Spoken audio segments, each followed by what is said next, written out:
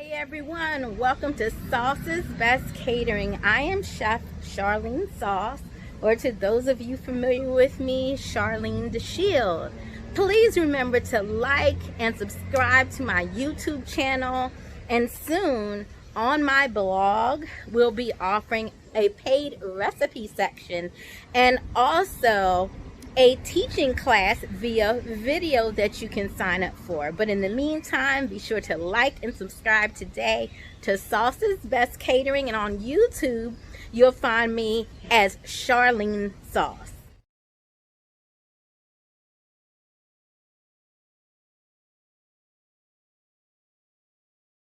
Alright people, so you all would have seen all these steps, but I had to tend to one of my kids, so I'm just going to describe you best what I did here.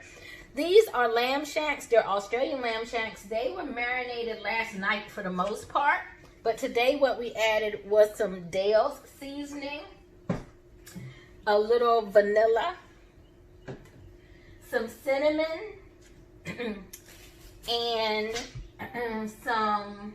I'm trying to remember everything, y'all. I'm sorry. I believe that's all we've added for now, because a lot of this other stuff is going to go in when we make the sauce. So I'm going to let these cook low and slow for like 2 hours just to make sure they're really soft. And whatever juice is left is also going to go into our sauce pot. I've got my tomatoes and my artichoke steeping right now. And I'm using some beef stock with chicken bouillon to create more of a stock to flavor the sauce that's going to go on the lamb shanks. But we're also making a rich, creamy tomato sauce to go with these. These huge columns of pasta are called Colonne de Pompeii. All right.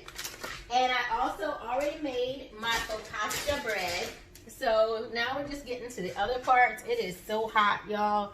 But I wanted to show y'all the lamb shanks. They are so beautiful, and I'm so excited to get these going. So I will be back in a bit. All right, everyone. So I cooked these artichokes for a good while, and now we're just going to begin to break them up because they're going to end up going into our sauce for our Colonne de Pompeii. Having a chef's fork certainly does come in handy. The artichoke flower inside is absolutely beautiful. Can you see that? They're so pretty.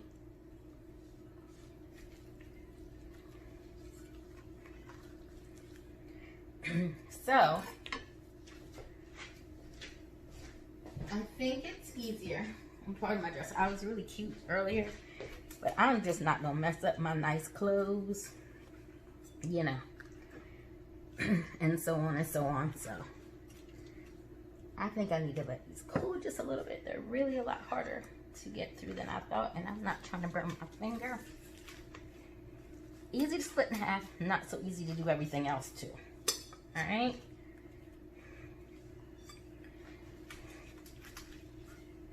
Then break it apart as best you can.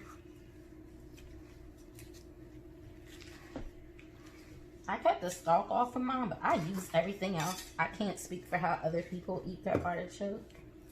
I'm a waste not, want not, cook.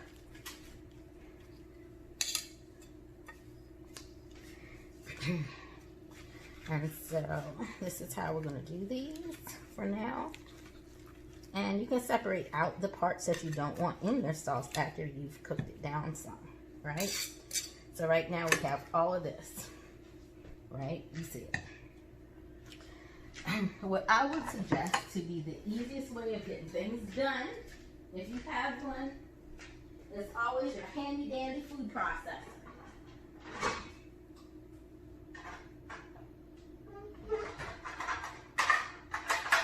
Because it will do the chopping that you cannot seem to do otherwise.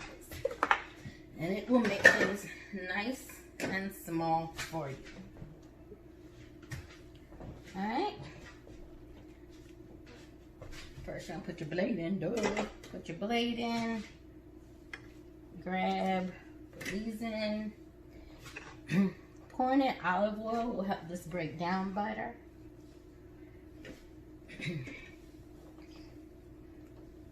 We're going to be breaking down lots of things here. Let me show you. Sorry.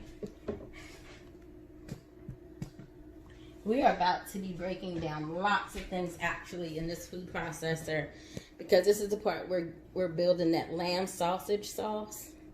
Lamb shanks are the star of the show, but we're going to finally chop down the lamb that we have.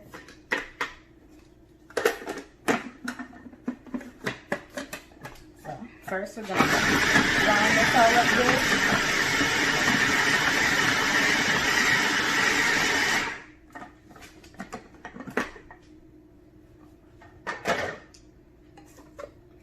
Parts that don't want to cooperate, just move them around. They'll get chopped up. Just get them off the sides there, like so.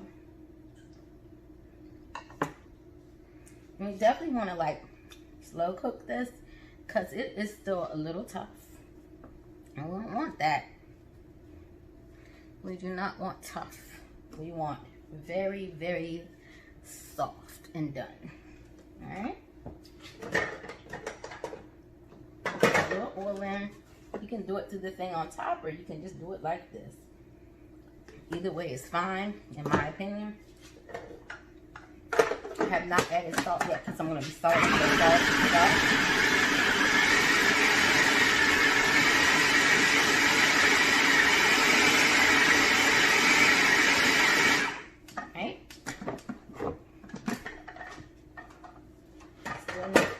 Doing what I would want it to do. Oh, the fun of it all. So, before we go any further, so that we can get things in here in the right order, I'm over here crushing up some tomato that's in what we call the tomato tea, meaning your liquid that came from the tomatoes, right? So we got that going. I'm going to take this off. And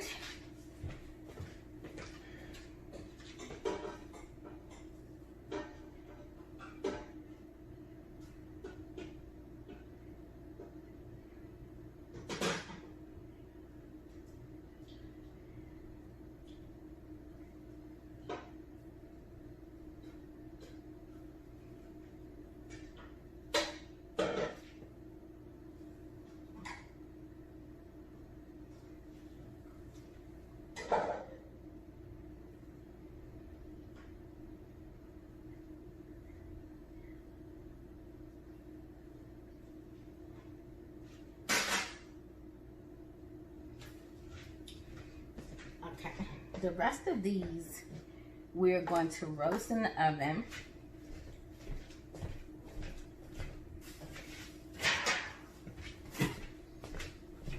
Because I am not liking the texture currently of the boiled ones.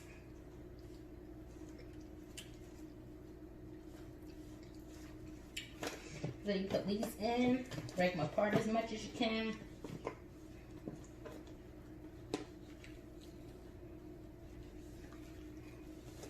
I used to make spinach and artichoke dip years ago, and I just genuinely do not remember the artichokes being kind of this hard to deal with. So, sometimes things go the way you want in the kitchen, and sometimes they don't. Coat these nicely in some oil. We're definitely going to add some salt.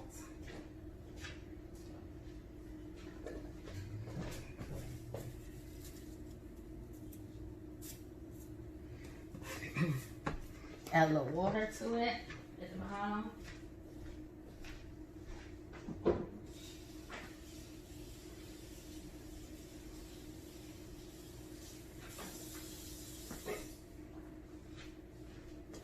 And we're going to put a lid on it. We're going to put some holes in the lid to let steam and stuff go through. And then we're going to take this off after a while. But initially, we're just going to do them like this.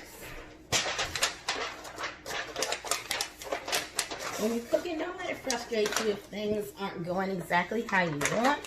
Just readjust. It's all about readjusting. There's more than one way to skin a cat, as my grandma would say. No, we're not literally skinning a cat and then you skin it in. Just gonna put this in. Wipe off the bottom. Make sure you not put oil in the stove.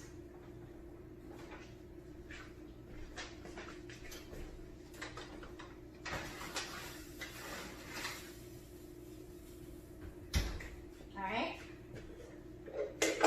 We're going to wash out our food processor because we are definitely moving on to the next step here.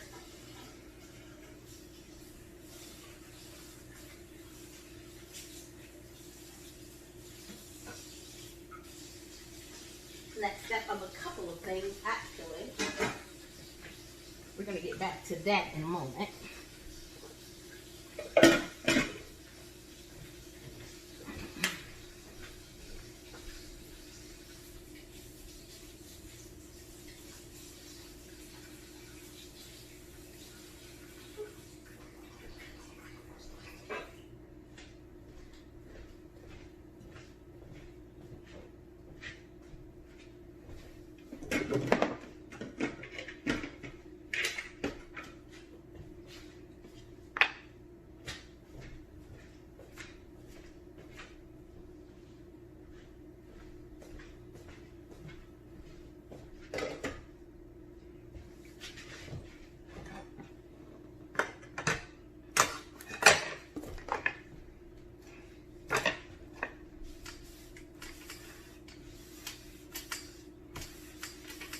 Sorry, wiping things off.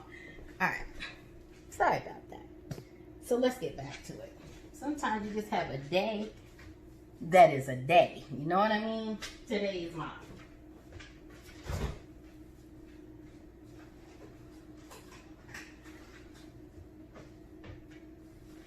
Alright. So here we have the sausages. Alright. Just want to open these packs. If you chop these up into thinner pieces, the food processor can work with them a lot better. I mean, you don't have to. You can just throw them in here the way they are. This is lamb and potato sausage. Specifically, it's called a merguez sausage or merguez sausage.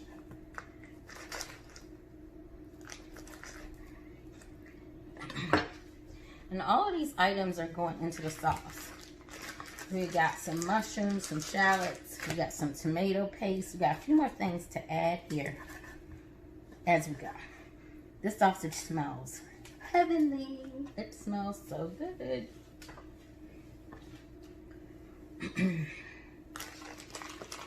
I'm sorry, y'all can't see what well, you can see me throwing them in the food processor, which is a lot more important. I think y'all know how to cut through sausage. Some days I make really cool, good videos, and some days I'm doing the best I can just because I'm trying to get things done. Today is one of those days.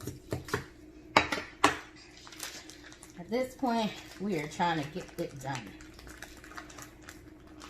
You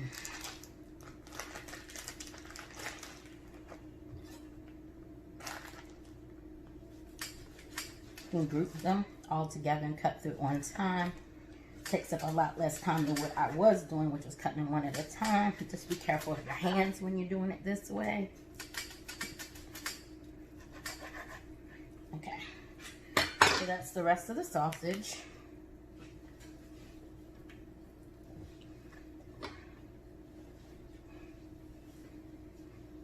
We're gonna throw the trash away. That's important. Then we're gonna clean the board off, and I'll be right back. Alright, so we just food processed our sausage into more of a ground meat texture. Like so. We're going to go add that now to our pot. Come with me. Come with me. Come with me. Alright, here we go.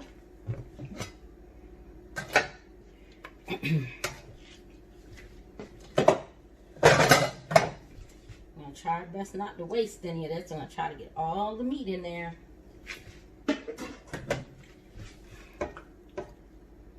careful with the blade at the bottom. Just be careful not to dig that hand down too deep before you can get a good grasp on that blade and pull it out. Alright. Like so. Be careful running your hand down the blade. Please be careful, y'all.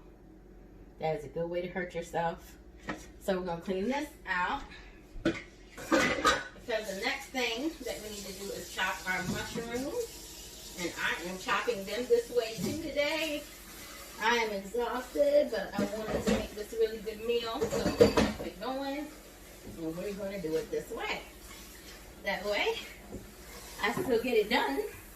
I just don't kill myself doing it. You know what I mean?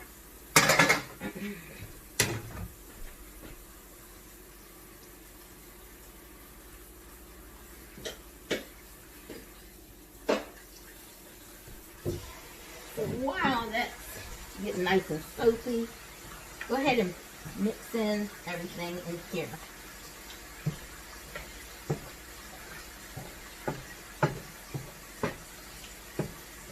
This is going to make, like, if you will, a ragu, so to speak. So you're going to constantly be coming back and, like, breaking those noodles up. I mean, not noodles, the meat up.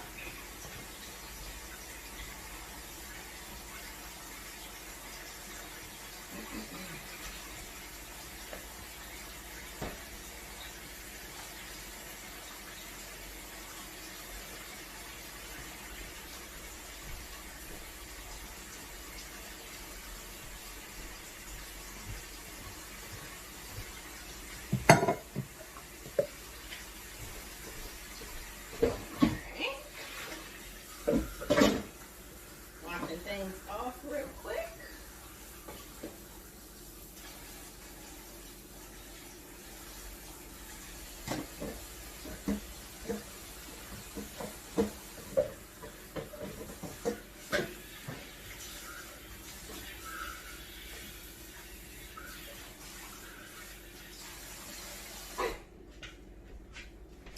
All right, so we got our components all good to go here. We need to wash it off. Almost forgot.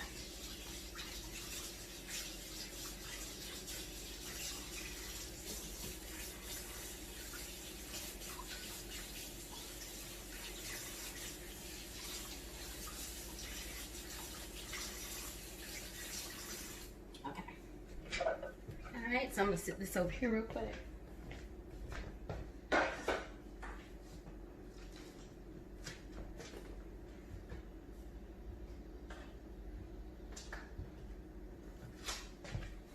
So before we move on to the other important steps here, we're going to go ahead and get everything in the sauce because I need that artichoke to cook down as much as it possibly can. And I like to use heavy cream for my sauces. I have milk too. And these dairy products actually act as a tenderizer for other items too, like how this artichoke is being. I don't know why I can't turn anything today. My hands get really, really crazy because of this psoriasis, and sometimes it really makes things hard for me. So bear with me. All right, I'm gonna add a good amount of cream. I'd say like a cup. All right, like so. And near the end of making the sauce, if it's not as creamy and rich as you want, you can always add more. But I feel like that should be plenty for our purposes here. Alright. The next thing we're going to do is add, let's see, I don't want to open that garlic if I don't have to.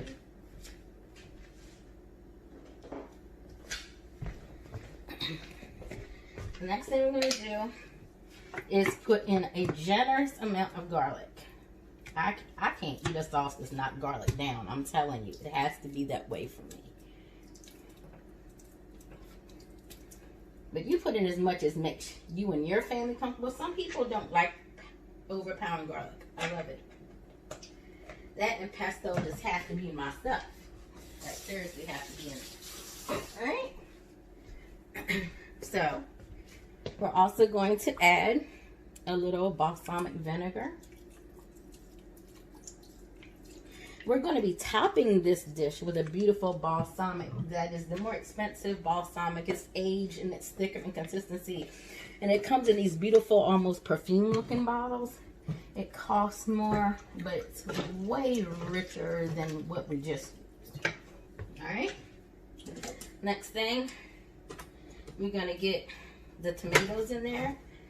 Good way to get the canned tomato taste out of things is to do what I did, and that is to add your own fresh tomatoes too. It really works well for getting that metallic taste out. So we're gonna do this. We're gonna go ahead and pop that. I'm gonna add them. Just splash myself, but you know that's what happens, right? I need to like wash my aprons. I need to go do laundry, so unfortunately I don't have an apron on today. It is what it is. So we added those tomatoes. Now we're gonna add our tomato paste, which will thicken our sauce, which is important. Definitely want to thicken it. And the sauce for the lamb and this sauce are also going to have orange liqueur. And I know you're like, you put orange liqueur in a tomato sauce? Yes, I can. In a tomato cream sauce. It is delicious. Y'all got to start thinking outside the box and experimenting some when you cook. Stop making these people think you got to cook these same basic old-fashioned recipes all the time. Jazz it up and make it your own.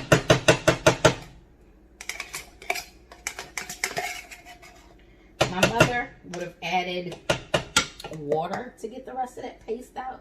We're not going to do that because I want to make sure that this sauce is really... I almost licked my hand. I had to stop myself. Can't do that. I'm so used to doing that from growing up.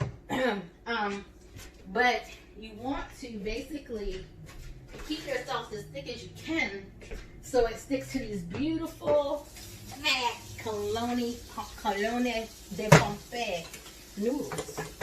They are huge fusilli noodles, like super size, super thick fusilli noodles. Alright, another can of paste.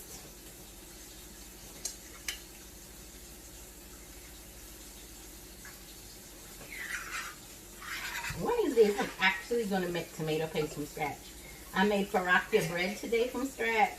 I've gotten in the habit of making my pizzas from scratch, and sometimes I make my pasta from scratch. I have a few Marcata Atlas machines from Italy here.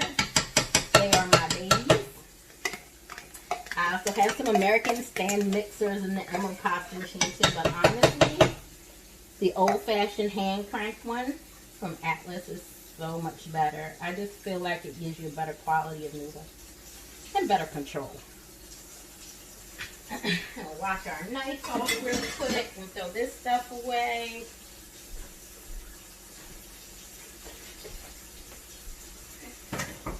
I'm dropping stuff because that's what I do. Wash my hands too because they're getting messy.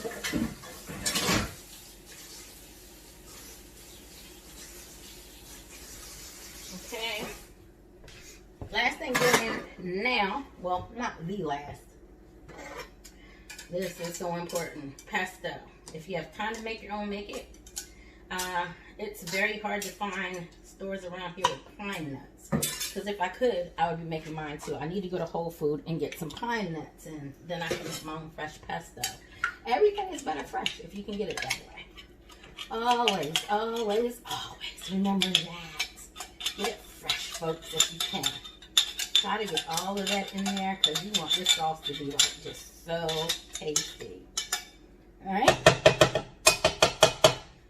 So we've got our garlic in there.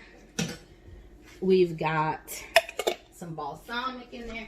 We've got a lot of really awesome flavor building components.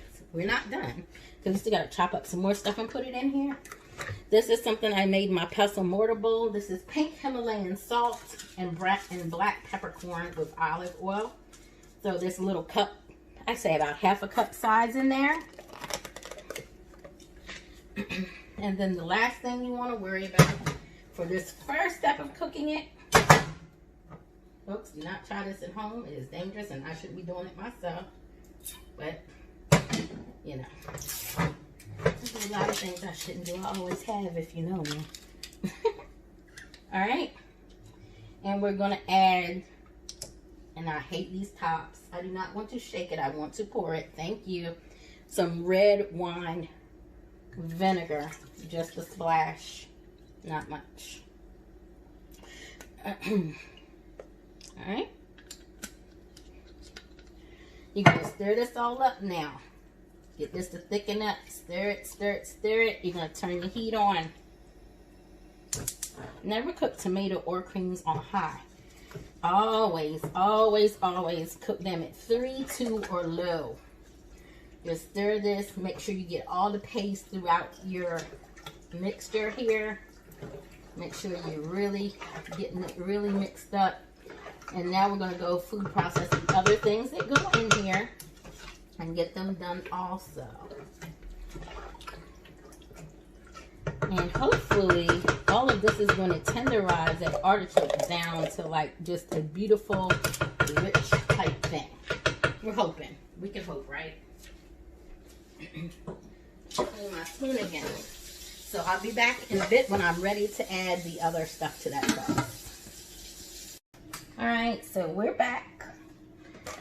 We're about to food process some shallots and these mushrooms, and they're going to get added to that sauce also.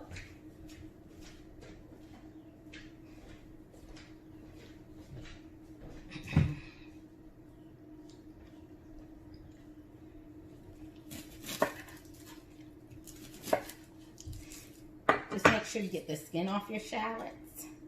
And I've explained this before in several videos, but again, a shallot is what we'd expect if a garlic and an onion had a baby. Let's break it up and put it in there. It's just going to make a delightful flavor along with that garlic we already had.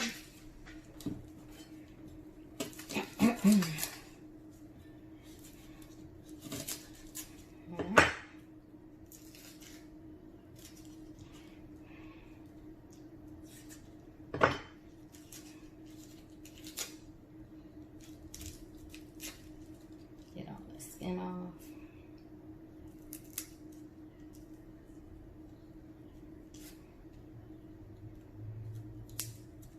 Alright, put them in. I'm going to chop this one down a little smaller. That hunk there. Put that in. Now we're going to start putting our marshmallows in. They've already been rinsed and cleaned off. And we're just going to put these in there, like so. You might have to do 2 processes to get them all done. I have another food processor, but I'm not going to pull that out because it'll just be more work for me. I have another olive oil. If you wonder what I'm doing, I'm just like trying to figure out what I did with it earlier. I never opened it. Got it. You know, you just got to have your olive oil close by. You know, especially when you're making Italian dish.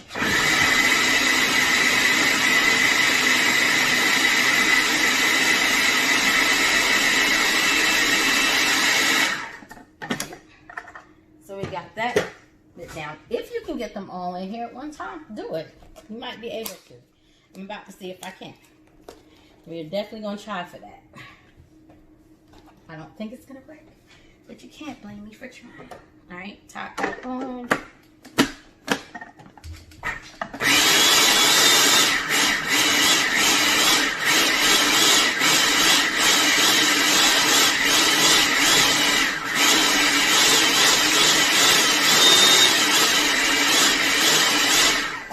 Stop it. Move stuff around that's not cooperating with you. Push it down lower so the blade can get it. Top back on.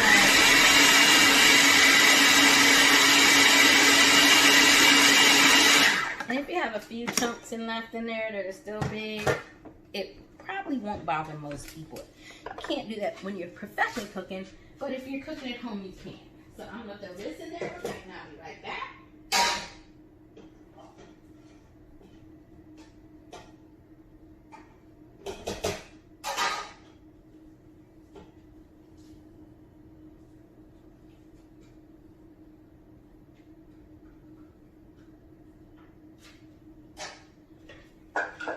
So we got those marshmallows in. The thing to remember about marshmallows, they become extremely watery when they're cooking. So you'll want to keep an eye on your sauce and make sure it's not getting too watery. If it is, make a quick roux out of flour and hot water. Whisk it really smoothly. Pour it in to thicken your sauce. Easy peasy fix, just like that. All right. Let's get this done. And this is also when I'm going to add that orange liqueur. And I'm going to add some parsley and green onion. I'm going to chop them up and put them in there. You won't see it, but you know what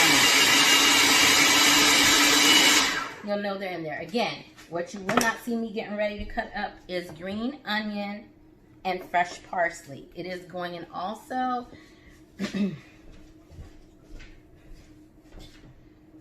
And because this is also going to be used in the sauce for the lamb chops, because we want to layer some of the same flavors, we're going to add this to that sauce we're making now as well. I'll be back in a bit. I forgot to tell you one of the main ingredients in my sauce is also peas. I hate that I'm not able to find the fresh peas that I grew up picking as a girl on the Eastern Shore of Maryland here. But it's just not a thing. So you get what you get, you know? So you can use 1 or 2 packs of peas. I'm probably going to use 2 for this amount of sauce. And then we are definitely going to cover this up and let this cook for a while because that artichoke has absolutely got to get softer than that. Alright? And I'm going to salt closer to the end just to make sure that the vegetables don't absorb too much salt. So that's how you want to do that too, as far as my suggestion.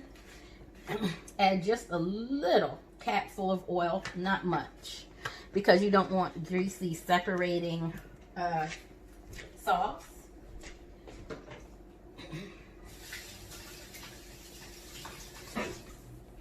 We're going to stir everything up now that we got everything in here just about. The only 2 things we still don't have in here, which we will definitely be getting to shortly, is the we still need to get to our parsley, fresh parsley and green onion, and I'm gonna chop them up and get them in here in a bit.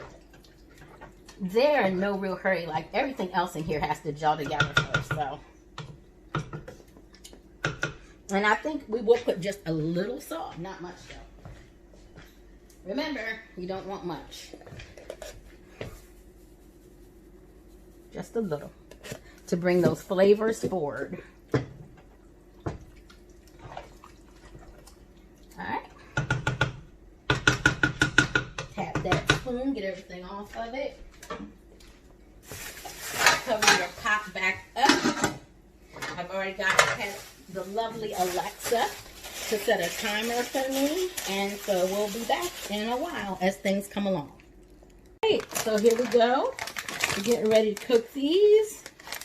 This is from a company I will put in my notes where I bought it from, but this is Colonne de Pompeii. Beautifully large fusilli noodles. La Paprika della Pasta is the name of the company that makes these. You've probably seen lots of people doing mukbang videos and stuff like that online with them. I'm trying to be really delicate because I don't want to break any of these in half by accident. For plating, we really want these to just be long and silky. And I'm just going to go ahead and cut it because I'm that scared I might break it, and you do not want to do that. So just cut the top off. And we're just going to begin to place these in the water. And they really have the texture of like fresh, good pasta if you dry it out on your own rack at home. I've got some olive oil and salt in this water. Just go ahead and put those in. And I'm going to use 2 packs because when I cook enough for a couple of days. Or the rest of the week, actually. Alright, so we got those in. I'll get the second pack. You normally do not want to crowd a pot. And again, here's the brand. And it's Colonne de Pompeii. A large fusilli noodle. Giant size. Alright, just so you remember what they are. I'm going to put this in. Just place them in. You may not need all of your second pack. Just get in here what you can.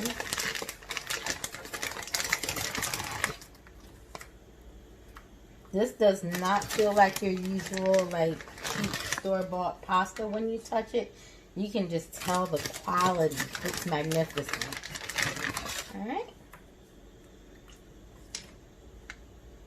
And you can still feel like the flour on them and everything. It's pretty good. Alright, so I'm going to put the rest of these in a bag.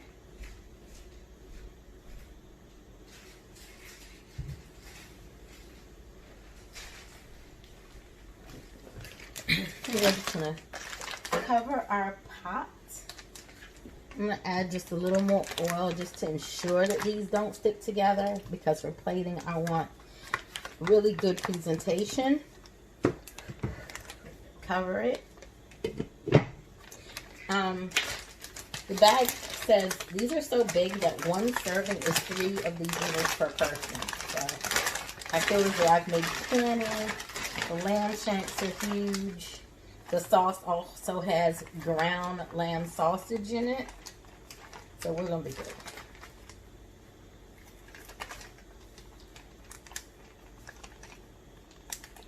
I would leave the artichoke out of my sauce next time if I had to do it all over again. I do not like it, so I'll probably just be straining that out. But everything else about my sauce is perfection. But yeah, I don't like the texture of the artichoke. So I'll bag this back up and I'll put these back over with the others. And I'll be back once these are done. Everyone, so we're getting ready to make plates. Unfortunately, me and my partner's stomach started hurting like before I got dinner done. So I'm not going to eat right now, but I'm going to show you a plated version, and maybe one of us will feel well enough tonight to eat this one. You're not going to, this is going to be too big for you.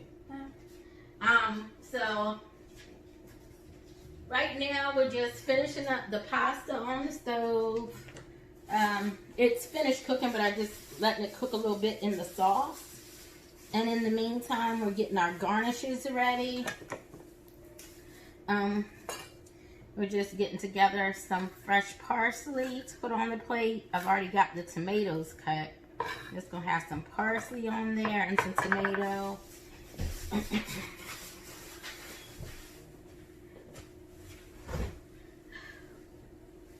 I started by putting some of the sauce that has the peas and stuff in it. Hopefully I didn't get a lot of that artichoke in there, because I simply, absolutely did not like how that turned out. So, just to explain to you what we're going to be doing though, the lamb shank is going to go in the middle of the spirals of the pasta. So, hopefully here in a second, we'll be ready. I'll be right back. Alright, so I just want to show you the plate and steps. Here we have the Colonne de Pompeii pasta in spirals. Alright. First thing we're going to do is take this chef's cloth and clean off where it looks like a murder scene on your plate. Alright, so you've cleaned your plate up, you've got that. Then we're going back.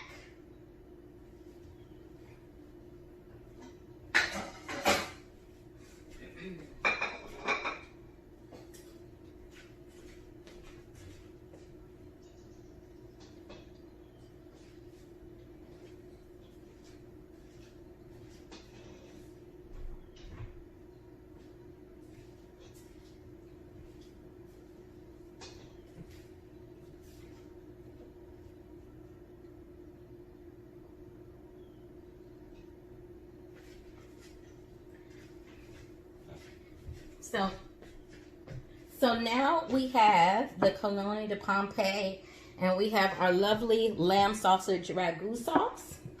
I need to get my tongs. Because the next step we're going to do is put the lamb shank in the center. Grab this from you guys for just a second. Trying to pick like the smallest one.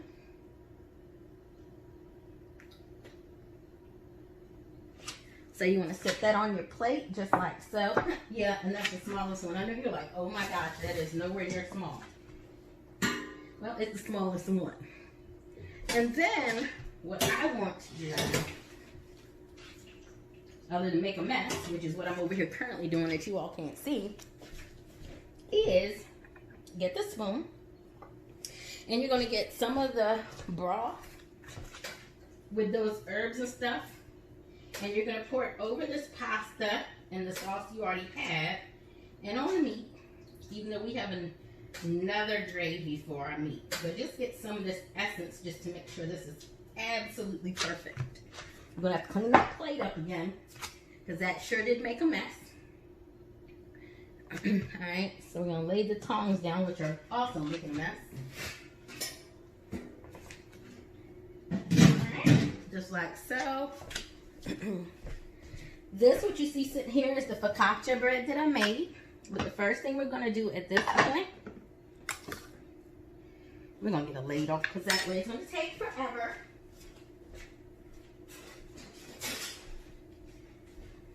We're going to get a ladle, my lovelies. Let me make sure y'all can see. This thing seems to have moved. There we go. Get a ladle.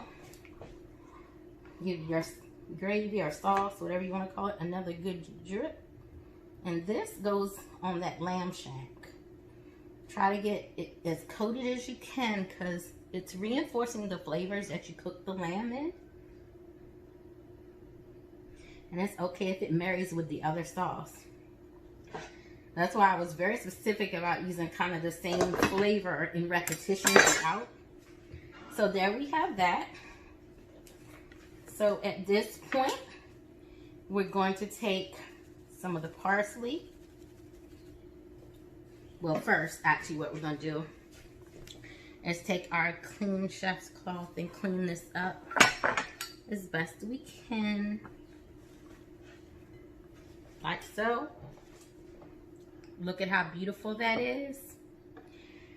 I am going to take and lay tomatoes in this outward spiral, so that we have a pretty burst of color. And it's tomato. Tomato literally goes with Italian food. It just doesn't get any better than this. Like so. And then you want some of your fresh parsley too in that second circle, like so.